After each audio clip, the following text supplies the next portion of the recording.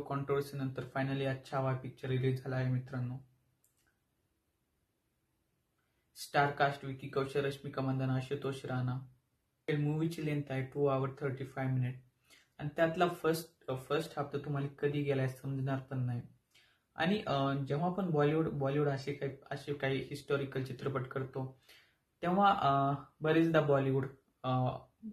बॉलिवूड मसाला add करतो. पण लक्ष्मण उतेकर यांनी या चित्रपटामध्ये जसं शिवाजी सावंत यांनी पुस्तकामध्ये लिहिलेलं आहे तसं स्क्रीनवर उतरलेलं आहे. असं बॉलिवूड मसाला असं आपल्याला बघायला काहीच मिळत नाही आणि ते खरंच अतिशय छान गोष्ट आहे. आणि पूर्ण मूवीला बघून खरं सांगतो मित्रांनो, अश्रू अनावर झाले.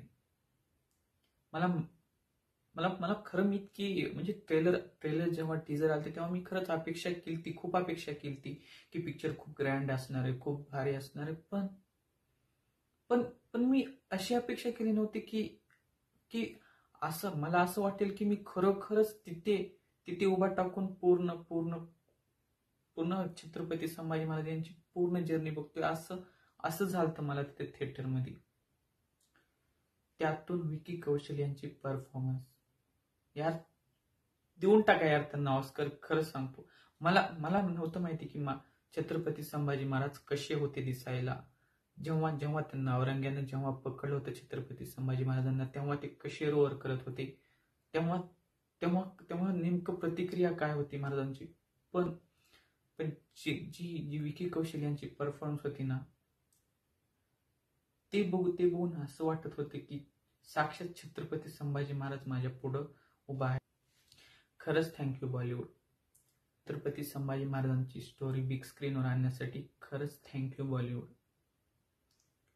आणि मी मराठी माणसांना बोलू इच्छितो की तुम्ही ह्या मूवीला कॉन्ट्रोवर्सी करत होतात, ह्या मूवीकडून तुम्ही बारीक चुका काढत होतात.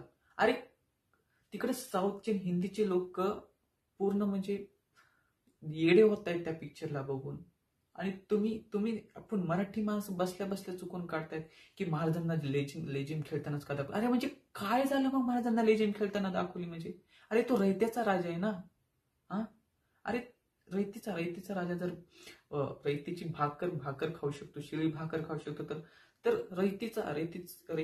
रयतीची लेजिम हातात धरून खेळली म्हणजे काय झालं? आणि तुम्ही ट्रेलर मध्ये जर ते नीट बघितलं ना तर महाराजांना त्यांनी वाकवताना दाखवलेलं नाही. त्यांनी असं स्ट्रेट उभा टाकून खेळली होती लेजिम.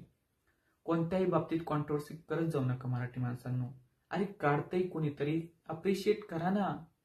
कशा छोटे चुकावून तुम्ही म्हणजे काय यार, सुधरा रे मराठी लोकांनो, खरंच सुधरा.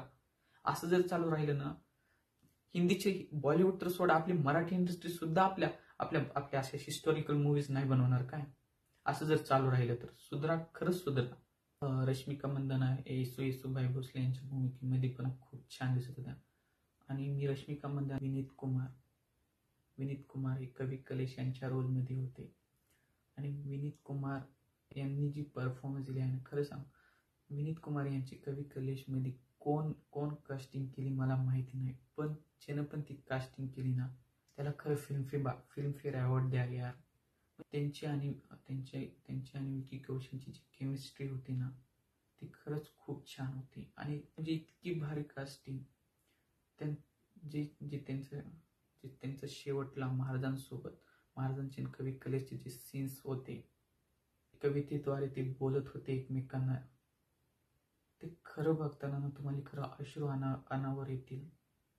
तुम्हाला तुमच्या डोळ्यातून खरंच अश्रू थांबणार नाही. आणि थोडं म्हणजे आता बॉलिवूड म्हणल्यावर शुगर क्रेन तर होणारच. तर आपल्याला लहानपणीपासून माहिती आहे की पहिल्यांदा औरंगजेब भेटतं महाराजांना धर्म परिवर्तन करायला सांगतो.